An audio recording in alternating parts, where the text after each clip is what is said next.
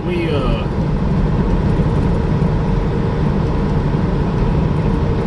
want to zoom in a little bit. Sorry about the shakiness, but that way you can get a shot of the bridge in the Mississippi. Try to get a shot of it. Might be a little bumpy. Yeah, we finally made it to Memphis. Stopped once on the way. And there is the Bass Pro Shops Pyramid Building to the right.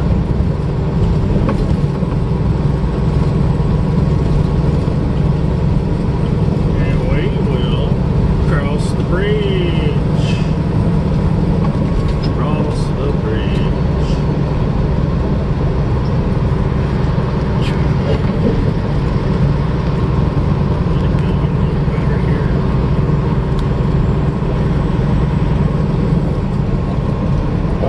See the river, you know.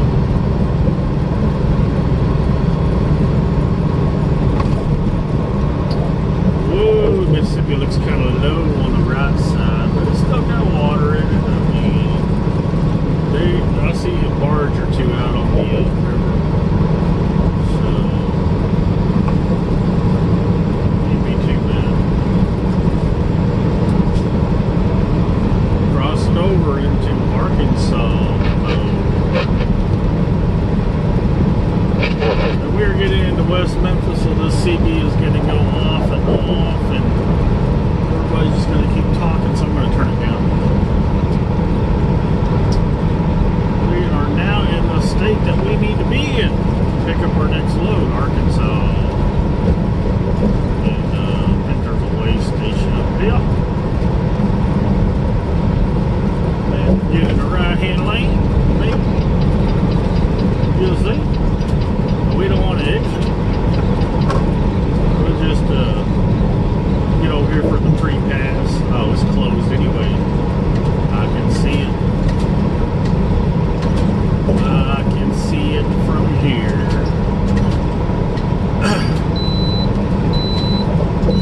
And that little noise you hear is the free pass signal box.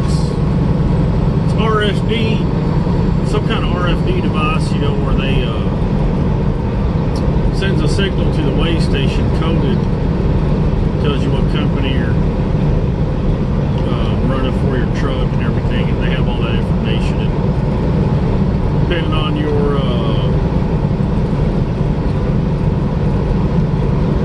your company's record, I guess, they either let you go, let you bypass it, give you a green light. They have a little green light, red light on the side of the box.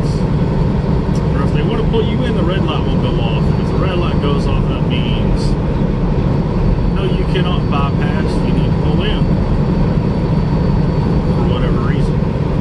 They may check your permits, you know, your log, your E-log.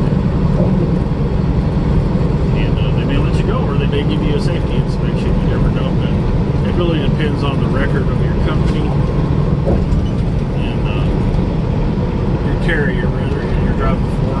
If you're your own carrier, you have a good record, you will be bypassed, just like the bigger companies.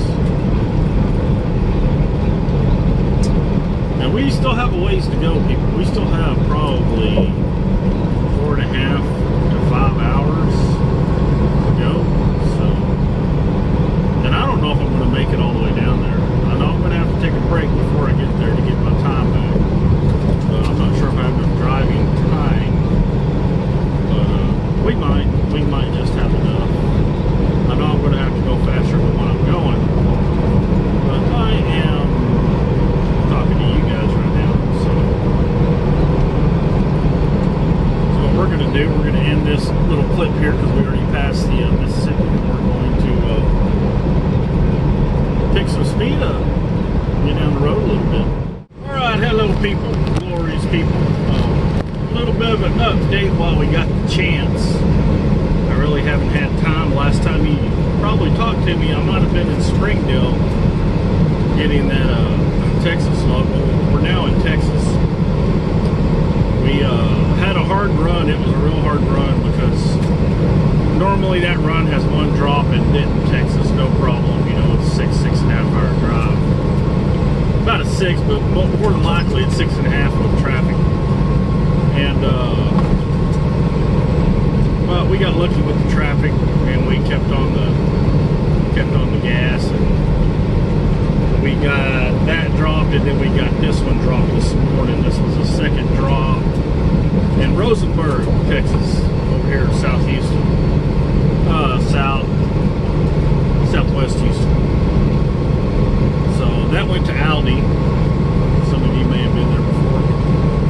Out the Aldi DC down here, and we got that dropped off this morning, and we were pretty tired after that, so we went to the pilot, sacked out all morning, all afternoon, got some good sleep, some good rest, and now we need to go back into Houston and get that beer load going, going back west. So that's what we're up to now, and we're on the US 5969, the interstate.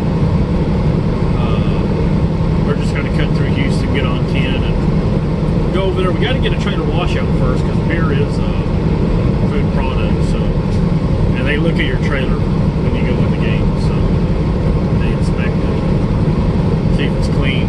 So some of those local guys can get away with it, you know, but OTR trucks, you know, they're pretty picky about your trailer being cleaned over there. So we are going to go get on the 10, get on the loop, head over there to the Blue Beacon.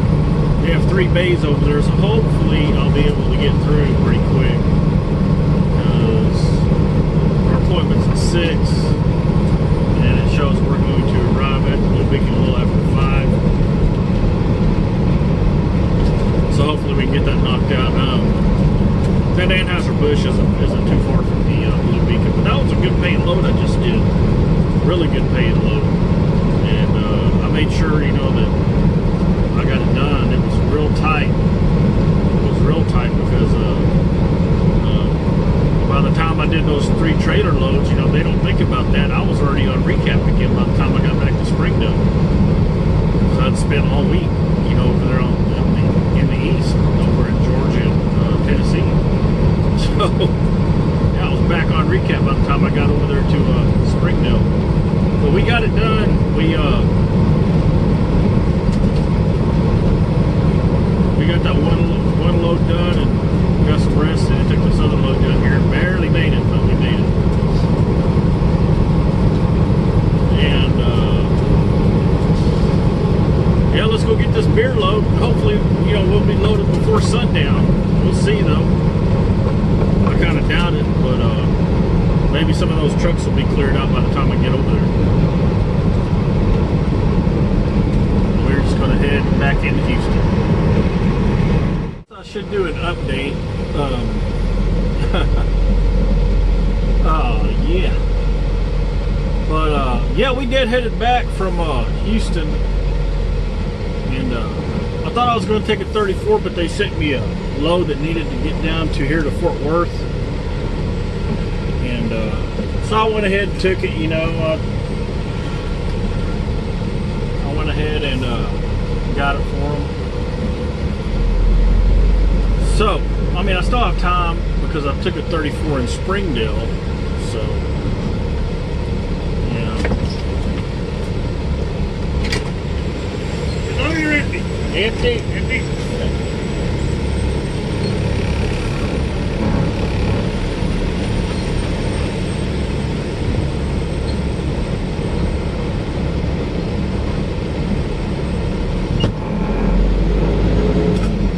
Anyways, oh, that guard just wanted to see if I was loaded or empty, but he didn't even look at my trailer when I passed by him.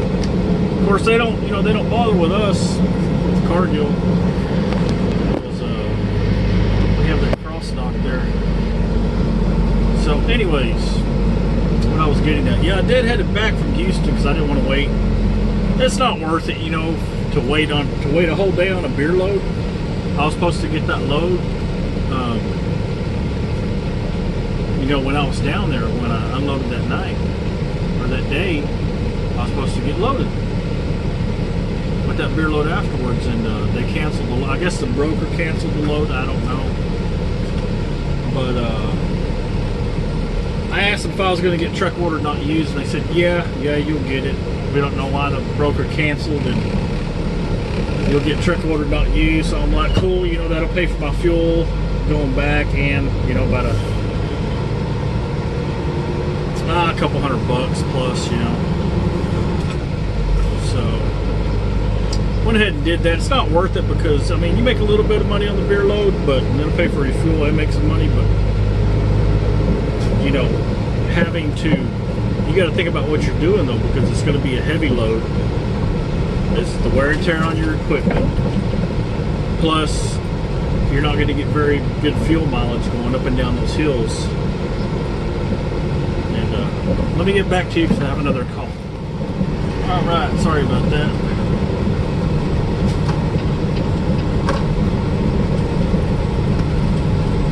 Alright, sorry about that. Yeah, I mean, that beer load, I mean, it's okay money, but it's not worth waiting a day for, you know, so I'm glad I did because I was able to get this load and not have to wait to do a load because I still have time on my 70. But, you know, I've been looking to take, you know, 3 or 4 days off, 2 months, you know, I've just been too busy.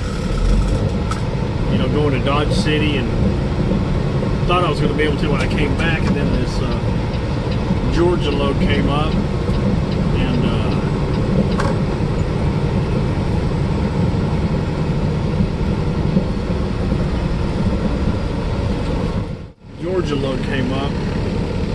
and then I got delayed from coming back because I did those empty trailers, but I made some good money doing that, and went to Springdale. Thought I was going to get something just back directly, you know, to North Texas, but that load ended up one drop in North Texas and one drop in Houston, Rosenberg.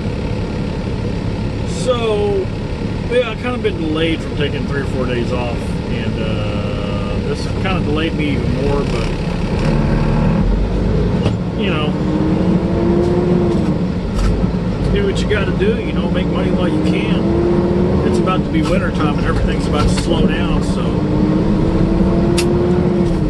I do plan on taking 3 or 4 days off after I get through with this. Now we've got because what I did was I got a load from the plant and it delivered out here in Fort Worth to that cargo cross dock, and now I am deadheading to San Antonio. I did not know we had a San Antonio plant, but I guess Cargill one time or another bought that Tyson Pilgrim's Pride plant. They're off of 67, I believe. Yeah, 67 and 410, or 37 and 410 maybe 37. But it's on the southeast side of San Antonio, and anyways, they have loads going over to Laredo, and they pay good. So I was like, yeah, okay, I guess I'll go do that. And, so right now I'm just taking one load over there, but I wouldn't put it past them, you know, to put 1 or 2 more on me while I'm down there, which is fine with me because I do have a little bit of time left on my clock, and as long as I can get back, I really don't want to do another 34 on the road. I'd rather get back to the house to start it. So, I mean, that's the plan. We just got unloaded here. We're taking this cutoff road over there to 35, and we're gonna take 35 down to San Antonio. God dang car, just blocked me off, you know. Okay, yeah, we're just going to take 35 to San Antonio, but I don't know if I really have enough time. It's showing that I have enough time, so I don't know, man, because I know I'll have to stop at least once. I got to stop and get fuel. So I just try to get as close as I can, you know.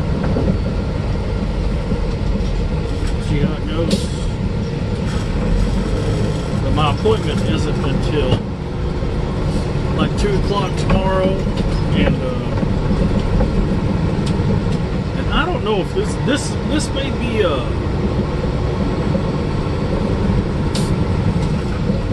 see, I'm not sure if this is an actual cargo plant or not. In the cargo bottom, it may be an Americold that I'm going to, but we'll see.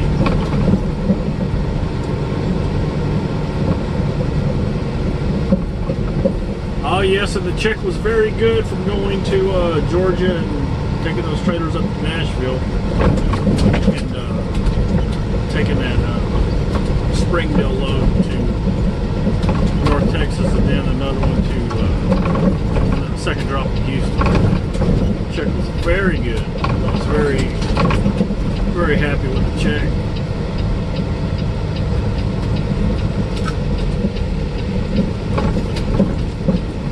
Now we're just going to hope that these loads that I'm doing can accumulate into a good check. I've already made, you know, $1,000 that I wasn't expecting to make coming down here. And depending on whether I get one or more of those Laredo loads on the Laredo, we'll just have to see. We're going to make our way through Fort Worth, and hopefully we won't have too much traffic, and head towards Austin, go through Austin to San Antonio. Alright, what's going on, people? What's going on? Well, we made it to San Antonio last night, a little after 8 o'clock. We found a spot at the Flying J and parked there overnight.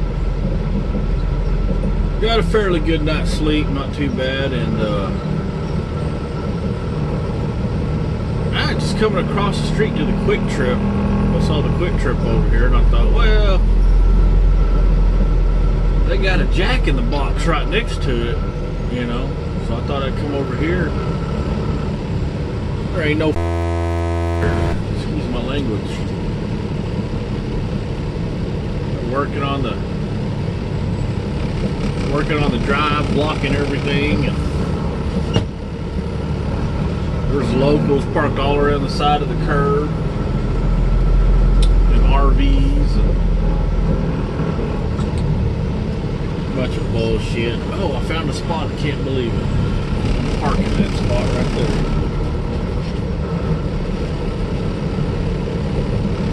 Yeah, we came over here to the Quick Trip,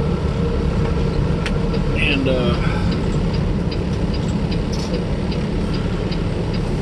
grab this spot. There's a truck behind me. Sorry, buddy. You pull in behind me, you're going to get ran over because I'm backing up. You ain't going to snag this spot from me. They got a Jack in the Box right next door. That is my bestest favorite fast food hamburger places. Jack in the Box.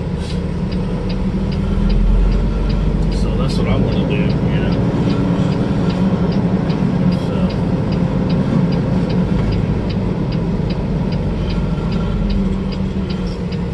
that is what I'm going to do.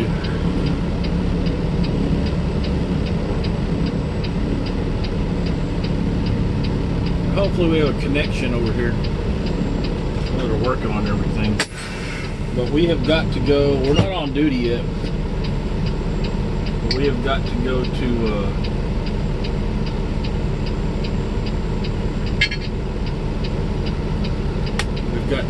the Blue Beacon and get a trailer washout because this load requires a trailer washout ticket.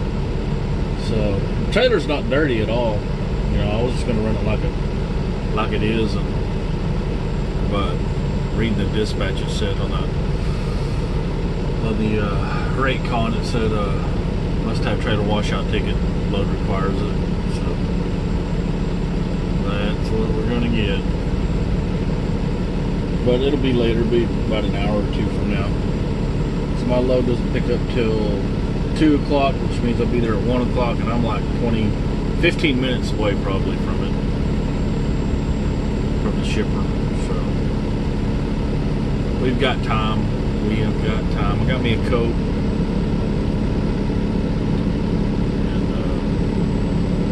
And a breakfast sandwich, but here in a couple hours I'm going to go grab a Jack in the Box.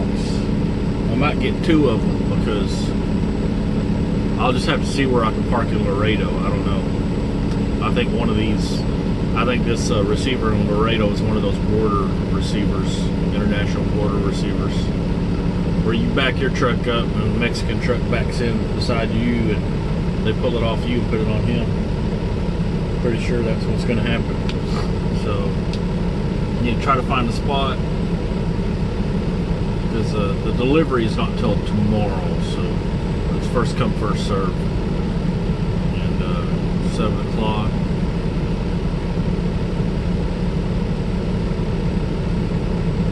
And they're supposed to get me a load out of Laredo, so I don't know. We shall see.